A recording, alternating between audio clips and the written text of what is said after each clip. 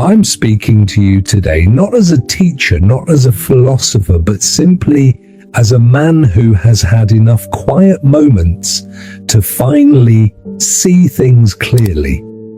When you reach this stage of life, something very subtle begins to change. It's not loud, it's not dramatic, but it is undeniable.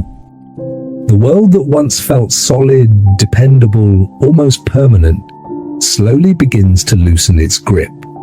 The things you thought were yours, your role in the family, your position in society, your belongings, start to feel different. Not gone overnight, but no longer anchored the way they once were. I spent most of my life believing I was building something lasting. I worked hard, raised children, saved money, invested time and energy into relationships, responsibilities, expectations. Like many of you, I believed that if I did everything right, I would one day sit back and feel a deep sense of ownership over the life I had created. And for a while, it did feel that way. There were years when the house was full, when voices filled every corner, when decisions depended on me, when I felt needed, even essential. But time has a way of gently rearranging everything without asking for permission. Children grow, and they should. They build lives of their own, with their own concerns, their own priorities. It is natural, it is right, but it also reveals something we rarely prepare for. The roles we once held so tightly begin to dissolve. You are still a parent, yes, but not in the same way. You are still part of a family, but no longer at its center. And if your sense of identity was built entirely on those roles, you may start to feel a quiet emptiness that is difficult to explain. I remember sitting alone one evening in my living room, the same room that once echoed with laughter, arguments, celebrations, and noise. That evening, it was silent. Not peaceful at first, just silent. And I realized something that unsettled me. All the effort I had put into creating that life had not guaranteed that it would remain mine in the way I had imagined. The house was still there, the photographs were still on the walls, but the life inside them had moved on, and it wasn't just family. Over the years, I saw friends drift away.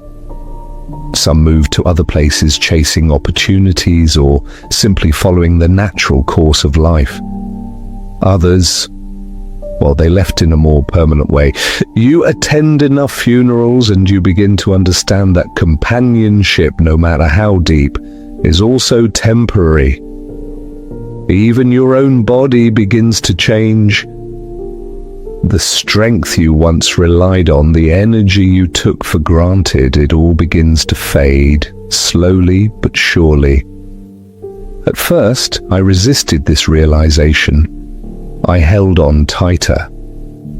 I tried to stay involved in everything, to remain relevant, to maintain control where I could.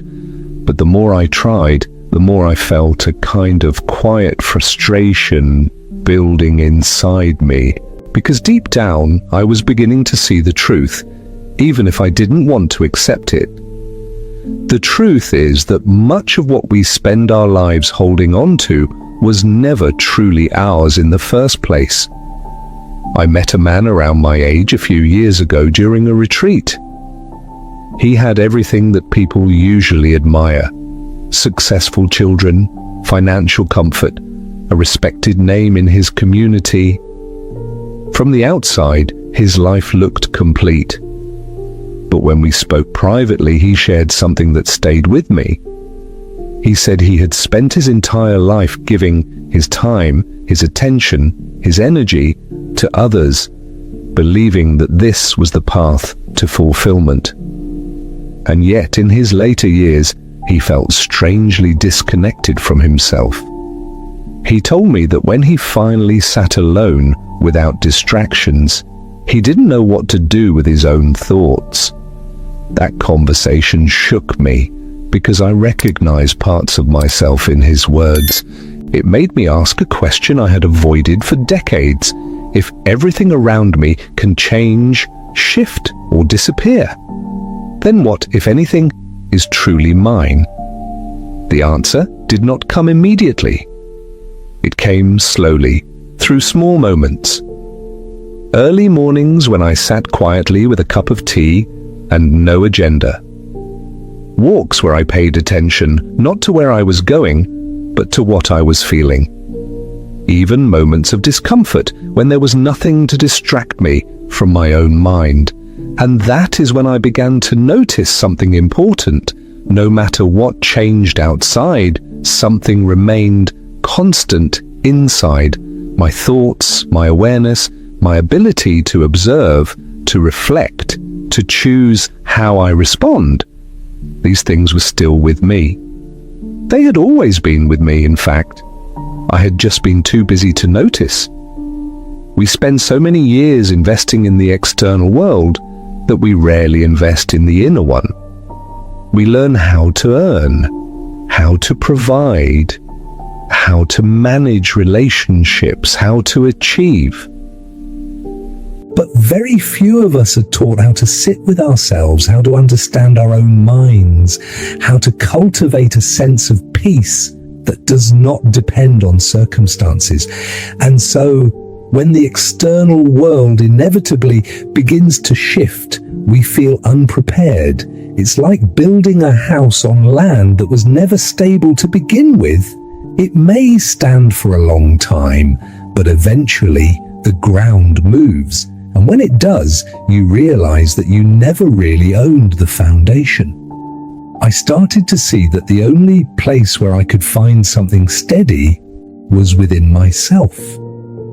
Not in a dramatic or mystical way, but in a very practical sense. When I paid attention to my thoughts, I saw patterns, worries about things I could not control, regrets about things that had already passed, expectations that were no longer realistic. And slowly I began to question them. Why was I holding on to these things? Why was I allowing my peace to depend on circumstances that were constantly changing? Why had I spent so little time developing a relationship with my own mind? These questions did not have easy answers, but they opened a door.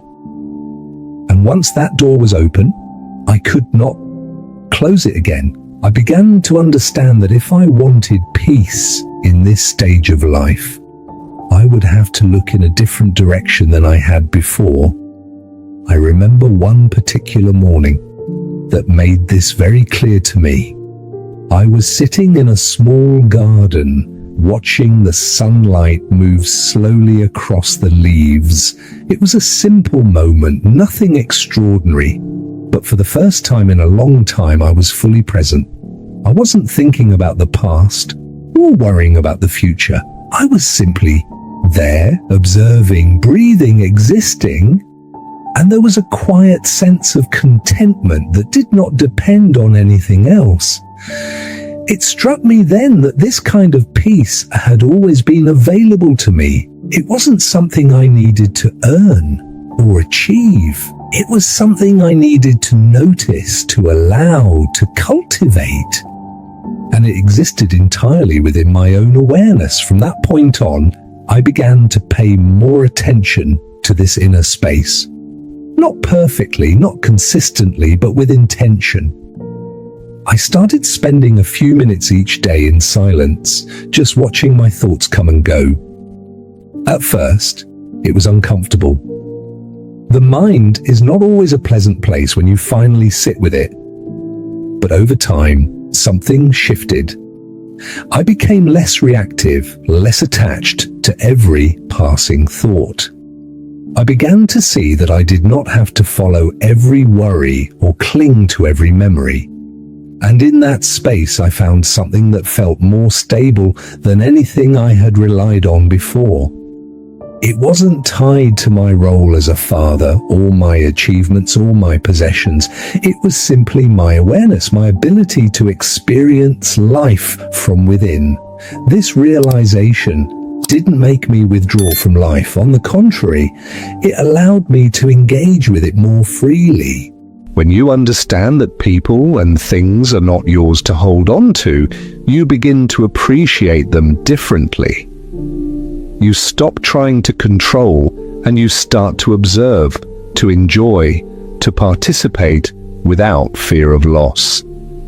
I still care deeply about my family. I still value relationships, experiences, even the comforts I have. But I no longer see them as something I own. They are part of my life, not the foundation of it. And that distinction has made all the difference. Because when you stop building your sense of self on things that can change, you begin to discover something that cannot be taken away so easily. And that is where a different kind of freedom begins to emerge, quietly, steadily, without needing anyone else to confirm it. And once you begin to experience that kind of freedom, something else becomes very clear.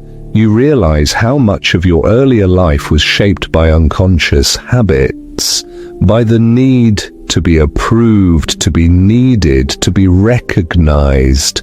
I'm not saying those things are wrong. They are natural, but when they become the center of your life, they quietly take something away from you. They take away your attention from the one place where your life is actually happening, inside your own awareness. I began to notice how often I used to give away my peace without even realizing it. A small disagreement would stay in my mind for hours. A comment from someone would affect my mood for an entire day. Expectations, mine and others, would create tension that I carried long after the situation had passed. And now, looking back, I can see that I was allowing my inner world to be controlled by things that were never stable to begin with. There is a kind of exhaustion that comes from living that way for decades. You may not feel it when you are young because you are busy, distracted, constantly moving, but later in life, when things slow down, that exhaustion becomes visible. You start to ask yourself whether it was all necessary, whether you could have lived with a little more ease, a little more awareness. I am not sharing this with regret. I don't believe in punishing myself for what I did not know then, but I do believe in learning from it now. And if there is one lesson that has become absolutely clear to me, it is this. After a certain point in life, you must reclaim your own mind, not from others, but from the habits that have been shaping it without your permission. Reclaiming your mind does not mean isolating yourself or rejecting the world. It means becoming aware of how you relate to it. It means noticing when you are holding on to something too tightly. It means recognizing when your peace is being disturbed by something that does not deserve that kind of power over you. For me, this began with very simple practices. I started sitting quietly for a few minutes every day, not to achieve anything, but just to observe. I would watch my thoughts come and go without trying to control them. At first, it felt pointless. The mind would wander, replay old conversations, imagine future scenarios. But gradually, I began to see a gap between myself and those thoughts. I realized that I could observe them without becoming them.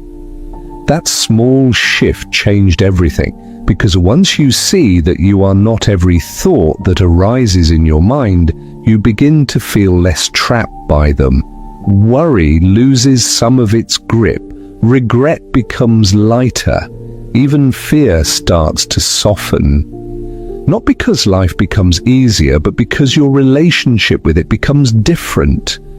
gratitude also took on a new meaning for me.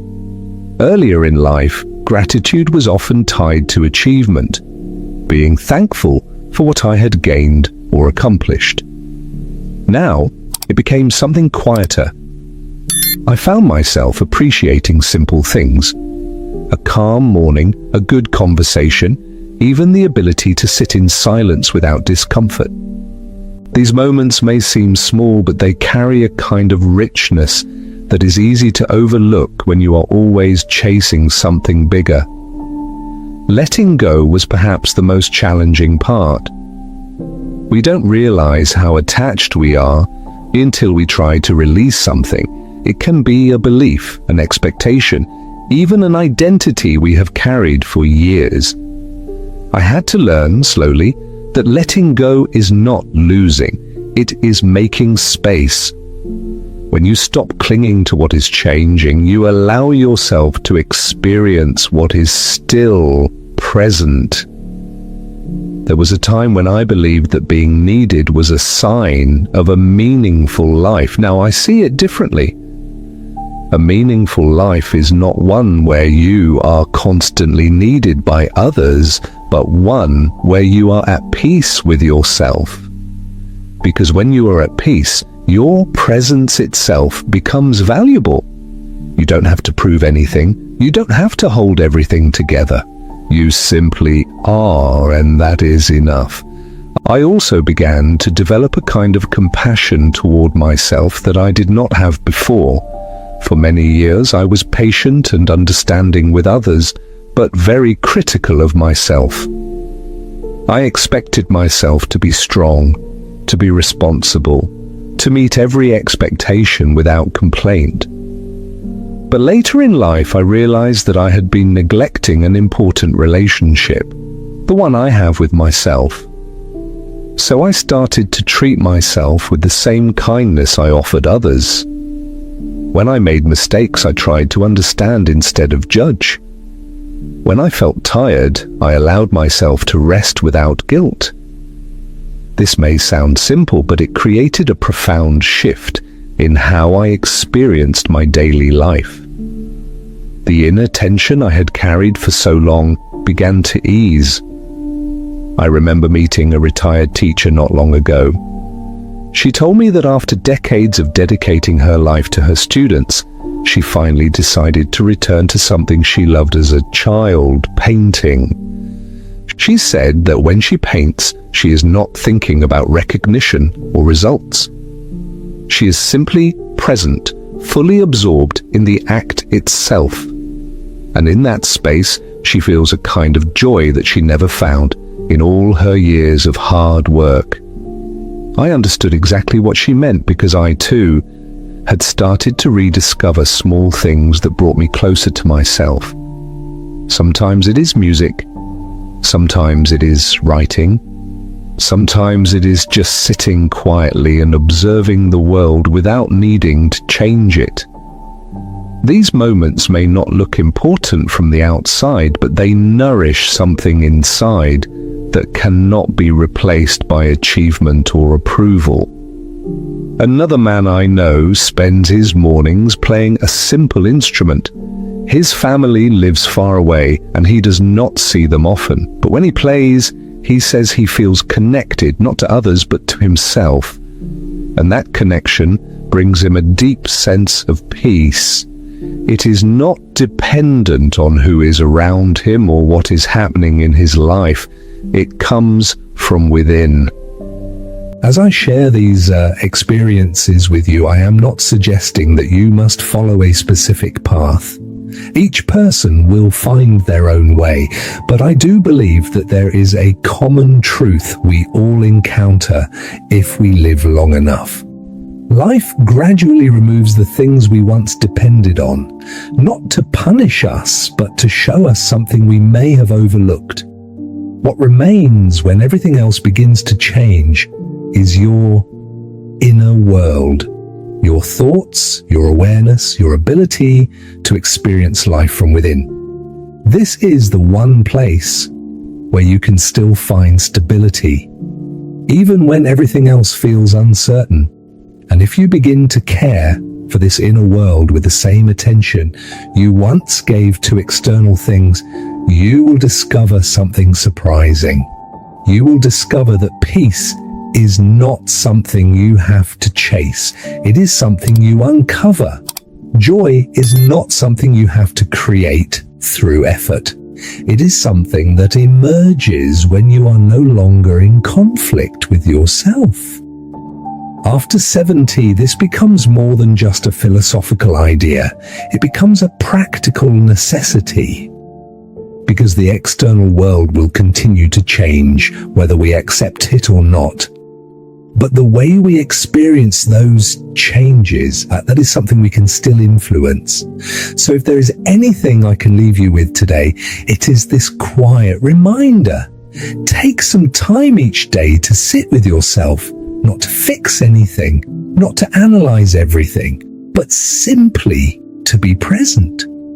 Notice your thoughts without rushing to follow them. Notice your breath, your surroundings, the simple fact that you are here, alive in this moment.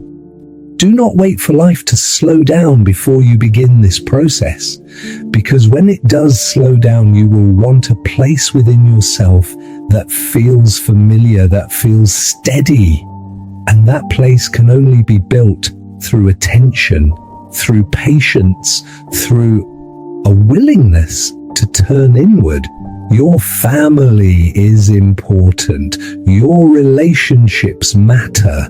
The life you have lived has value. But none of these are things you can hold on to forever. They are part of your journey, not the destination. What stays with you, what truly belongs to you, is your inner self. Protect it. Nurture it. Spend time with it. Because in the end, it will be your closest companion. Thank you for spending this time with me. I truly appreciate your presence, and I hope something I shared today resonates with you in your own way. Take care of yourself, and I'll see you again soon.